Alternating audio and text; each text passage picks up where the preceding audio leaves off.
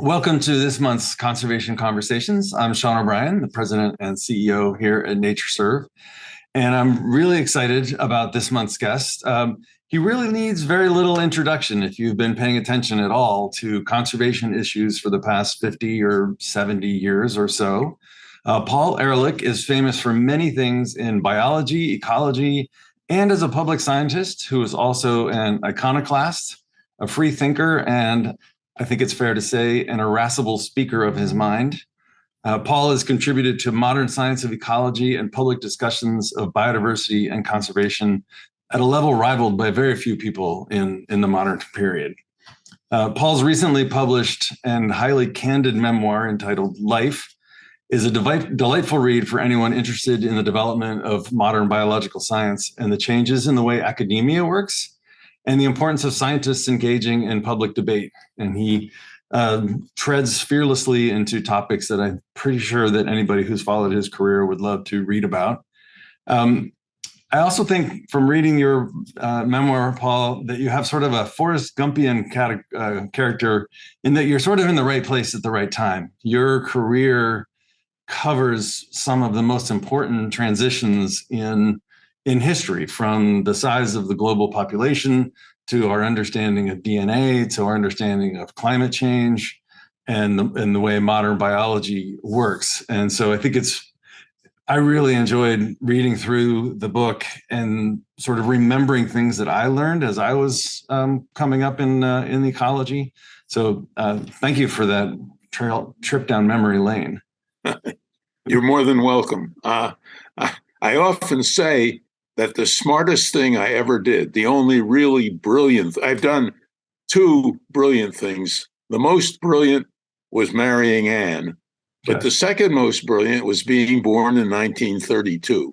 It was absolutely perfect timing because I got to see the results of the Depression. Then I lived through World War II as a teenager, so that I was too young to get killed, but I was old enough to understand what was going on.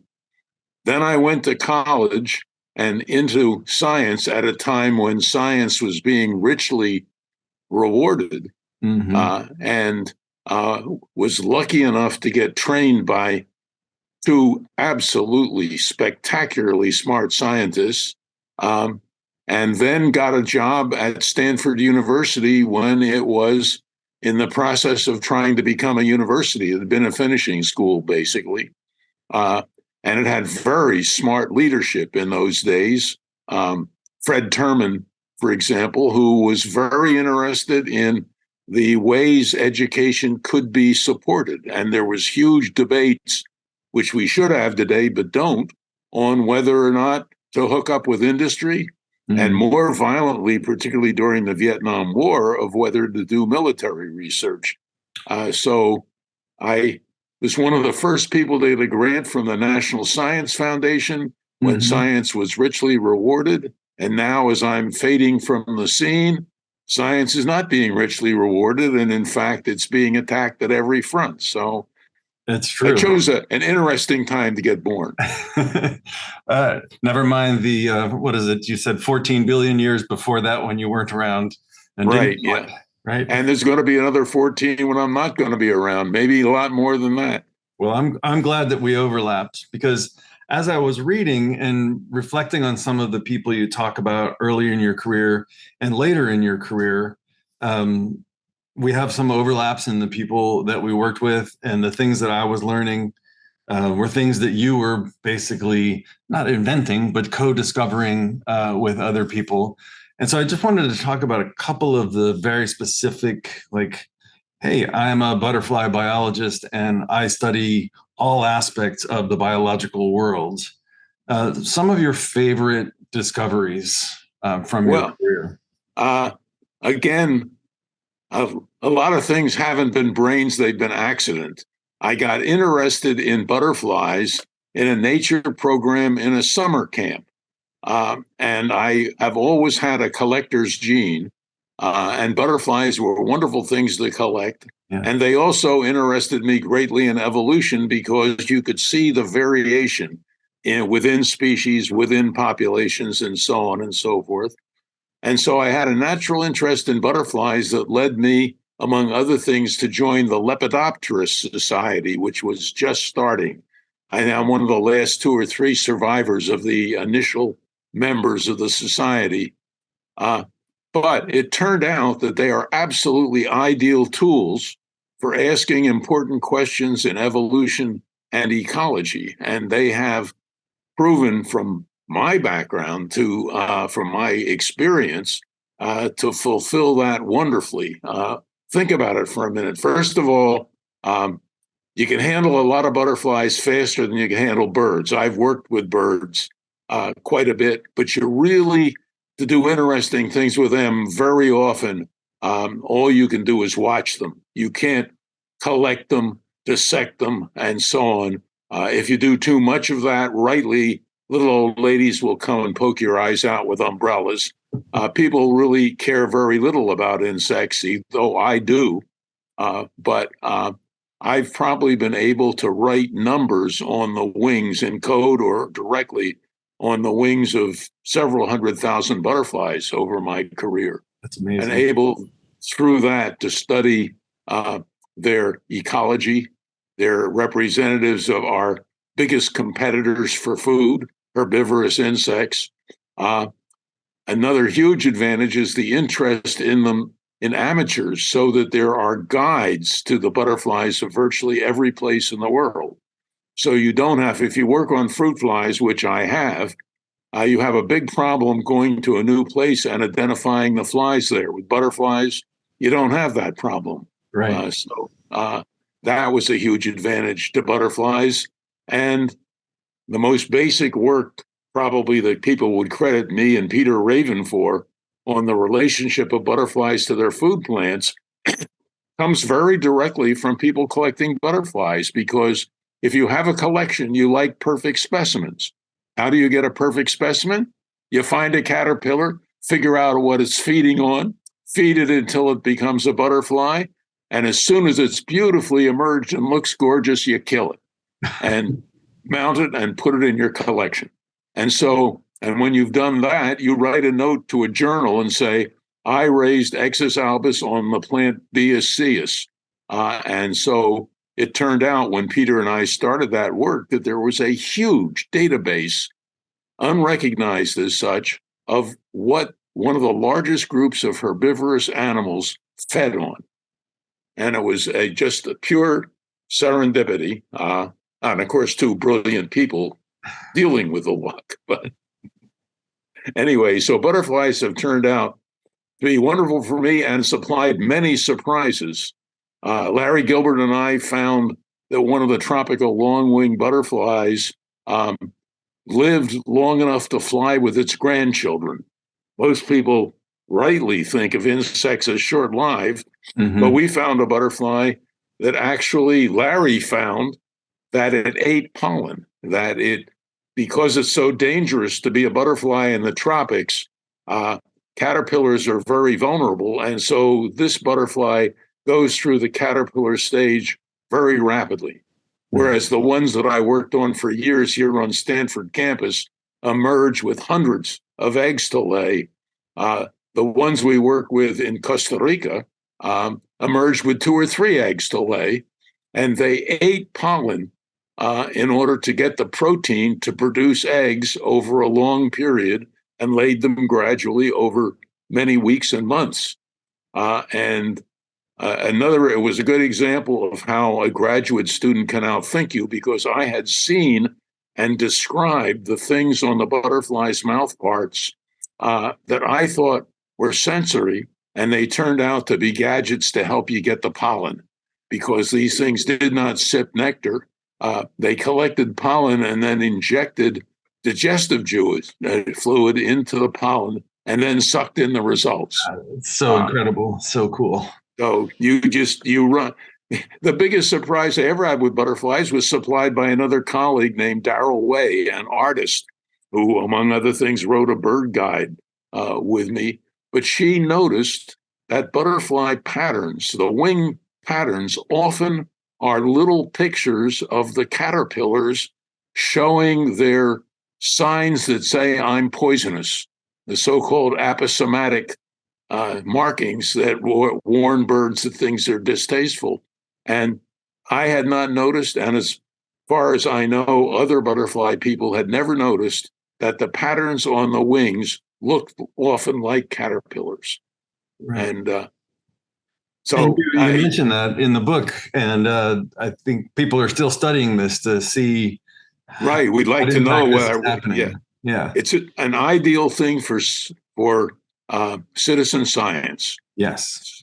So, one of the things I often like to ask people in our field is what inspired them to get into the field. And it sounds like you must have had some great camp counselors.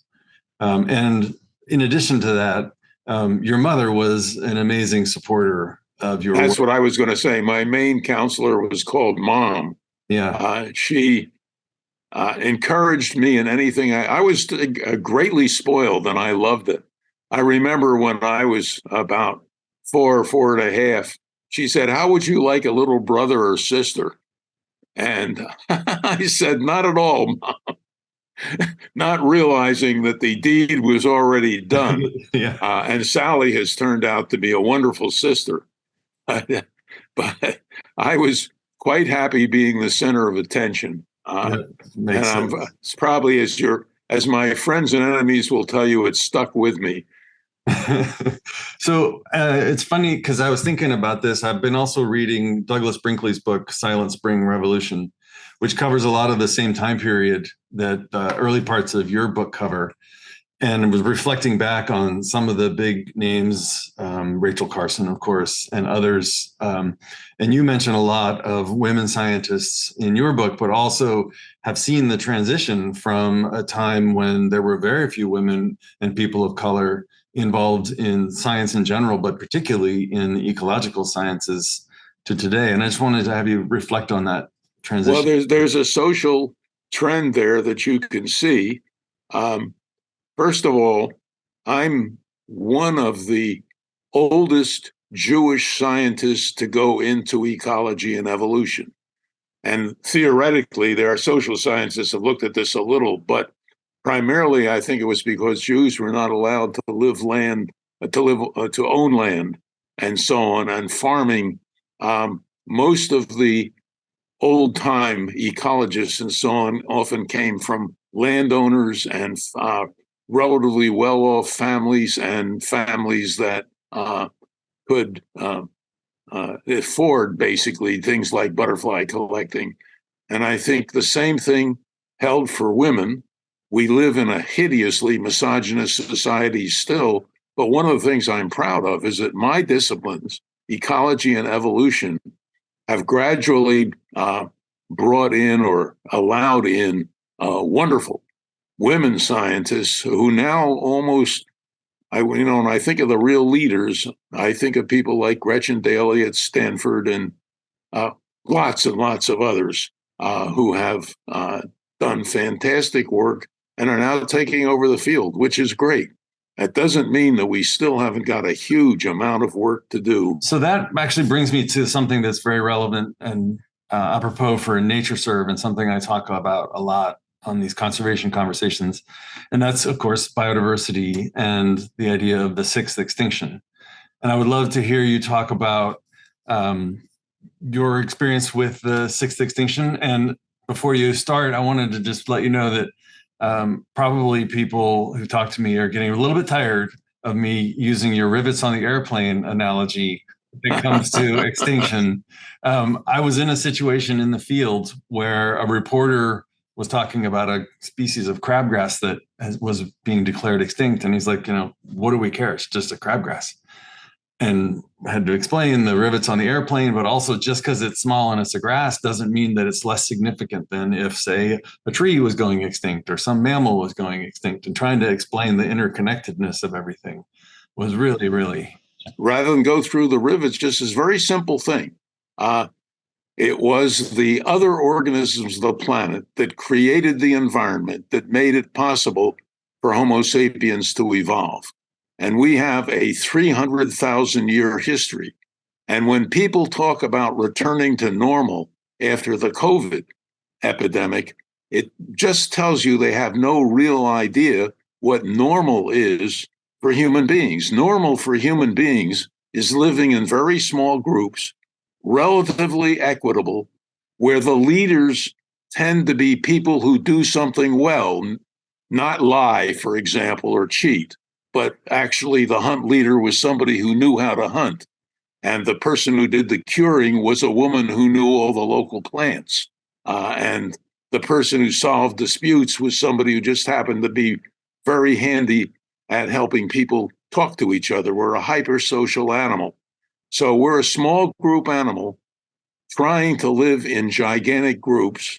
And I think we can see we're doing a lousy job of it. And part of the lousy job is that our universities don't train people to know that we're fighting against a long, normal history of human beings and doing a lousy job of it. Sorry, that's the end of the sermon. It's okay. That's what you're known for, I think, those sermons. But so in terms of like specifically thinking about biodiversity on the planet and extinction and your colleagues at Stanford are some of the leaders on this, and you've written on this quite a bit. I'd love to just hear you talk about like how we got here and what we can do. You're a public scientist. This is sort of a multi-part question, which is something that has often been pilloried in the past. You're not taken seriously as a scientist if you're a public scientist. You face this, Carl Sagan, other people have faced this sort of criticism for, as you talk about in the book, not starting with an introduction and a methods and getting to the conclusions, but being able to go on the Johnny Carson show and talk in a way that will engage the public enough that you get invited back. Well, that's one of the reasons that I wrote the book, was to convince people that the communication is part of a scientist's duty, and that when you become a scientist, you do not give up your rights as a citizen. And when you work on butterflies, if people want to say, how can you possibly talk about climate disruption if you're a butterfly scientist? Well, the point is, scientists are scientists. They develop ways of looking at problems and they talk to each other.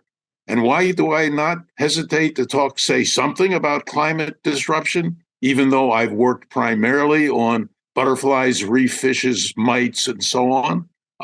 It is because some of my closest friends are some of the best climate scientists in the world. And I've spent many, many, many hours reading the literature and studying it. And when you've done that, in my view, it's perfectly all right, not only all right, but it's required that you pass it on to the public. You've got to be, when you do that, very careful as you can be, and sometimes I'm not as careful as I should be, to say what the scientific consensus is. Then say, if you differ with the scientific consensus, how do you differ and why? So people will understand where you're coming from. And then it's perfectly okay to say what you think you ought to do.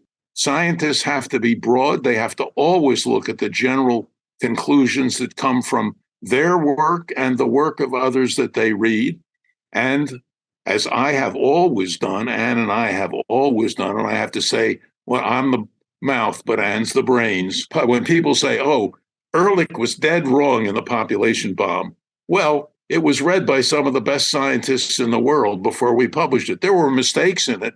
My God, if I did something as a scientist 50 years ago or 60 years ago and still thought exactly the same thing, it'd be a dead science. Science moves ahead. Scientists criticize each other. Scientists make mistakes. Mm-hmm. And what scientists, if you go to any good scientific journal like Science or Nature, you will find retractions. And that's exactly the way the system should work. If a scientist isn't making mistakes, they're not asking important questions. Right. That's exactly right. I mean, that's the scientific process, of course. Exactly. It's the way it should work. So you brought up the population bomb, which I was going to ask about, because it is one of the things that you're very well known for outside of scientific circles, more in the general public. And it is also something that people have definitely taken the opportunity to perhaps misinterpret and attack you in different ways and attack the things that you're trying to say. but there's a more nuanced answer, and it's not even that nuanced, but there's a more precise answer to what you were trying to say in that book and in subsequent analyses and reanalyses of what you were talking about. So I wanted to give you that opportunity to sort of update us to 2023 and the population bomb. Well, I had a lot of good experience being attacked. And I was recently thrilled, by the way, just before my memoir came out, Elon Musk attacked me in the population bomb. Uh, and he's a very good example of the financialization of value. That is, if somebody has millions and millions and millions of dollars, it totally overrides the fact that he's a moron. And, you know, being attacked was very useful for me, just like your immune system should be attacked. That, as you may know, there's a lot of thought now that one of the problems we have with a lot of chronic diseases is that our children are not exposed to enough different things that our immune system should learn to defend us against.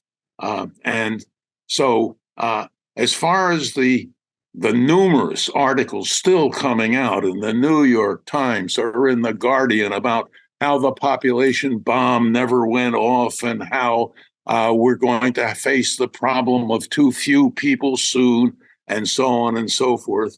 Well, the most serious study of this done recently was done by Sir Partha Dasgupta. Since my colleague Ken Arrow at Stanford, the world's best economist, died, Partha is now the world's best economist. And the British government put together a team for him to basically study the economics of biodiversity and the world. And Partha came to the following conclusion, which has been published extensively, that if we did everything right, we might sustain a population of about 3 billion, maybe 3.2 billion people if everyone were willing to live at a Mexican standard of living. And if that doesn't put into clear view what the issue is with population, I think Partha's a little optimistic. But of course, what we're seeing is a silly species. We're like a rich kid without much brains who inherits a fortune. It's in the bank. And so he just starts writing checks on it. And what he never does is look at the balance, because what we're doing, as Sir Partha Dasgupta points out in great detail, is not living on the interest of our capital, but burning our capital. We're getting rid of the systems that support our lives. We are sawing off the limb that we're sitting on, and a major cause of virtually every one of the existential problems civilization faces is there are too many people, the population is still growing, they are per capita consuming too much, and it's extremely unequal. The inequality is a major factor as well. And the words that I can't use publicly on television, and the ones that John Holdren and I got crucified over using in a book 30 or 40 years ago, is we need redistribution. There is no way to solve the world's problems while 8 people have as much money as the poorest 3.1 billion people. I have, as far as the population bomb goes, the basic message was correct. It is still correct. And I don't care how many people say otherwise, because my scientific colleagues don't. 15,000 scientists signed on a paper saying basically the things that I and 1,000 scientists said in 1993 were still correct. And I and other scientists live by the opinions of scientists, not by the opinions of the Elon Musks or the Donald Trumps or the Josh Hawleys or so on, of the rich people who have no clue how the world works. And it's really sad. Yes. And it's great that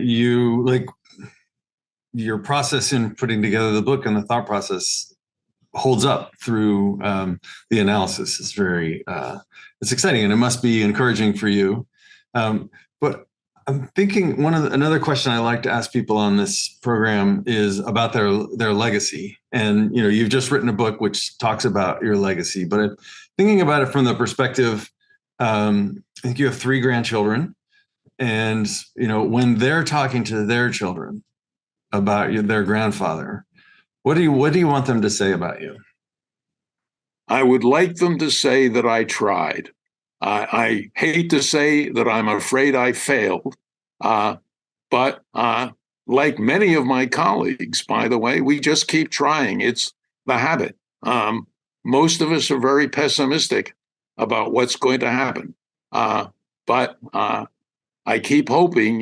One of the things we do know about human beings is they can change very rapidly when the circumstances are right. To give one example, in 1941, the U.S. produced something on the order of 4 million automobiles up through December 7th. And then Pearl Harbor was attacked. And I remember this very clearly, including the December 7th day when I was 9 years old at the time. And all of a sudden, everything changed. We rationed all sorts of stuff. Men went away to war, and a lot of them didn't come back. We totally changed our propaganda. We didn't produce any passenger cars. After that, we produced tanks and airplanes and artillery pieces and so on and so forth over the next 4+ years. And similar changes took place in England, in Japan, and so on. There was entire societies tooled up to fight a war where people thought that their existence was at stake. Now, for the first time in history, we have a global situation where everybody's existence is at stake. I wanted to end by saying, because of reading your book and thinking about you and your relationship with your mother, and as I said before, the Silent Spring Revolution, I've come to realize and appreciate just how significant my mother's role was in my career and interesting me in the natural world and my worldview. And this episode is going to come out pretty close to Mother's Day. And even though your mother has passed, I think it's time for us to acknowledge both of our mothers. And I think at the same time, your wife, Anne, who it sounds from all of the stories in the book and from everything you've said here today, sounds like she was a great mother for Lisa. Smartest thing I actually ever did. I didn't choose really when I was born, but I did have something to do with whether or not Anne married me. But we've only been married for 67 years, so who knows what'll happen. You've got time. She is my first wife. All right. Well, Paul, I want to thank you for everything you've done for ecology and for raising the awareness of the general public to the issues that face our planet, and for training so many great scientists. As I read through your book and saw the names of the people whose papers I've read over the years and who are making an impact on the world right now, it was truly inspiring. So thank you for all of that. Well, thank you, Sean, for doing what you're doing, which is even more important, getting the word out. Thank you. So this has been Conservation Conversations with Sean O'Brien and Paul Ehrlich, and we thank you for listening and look forward to having you with us again next month.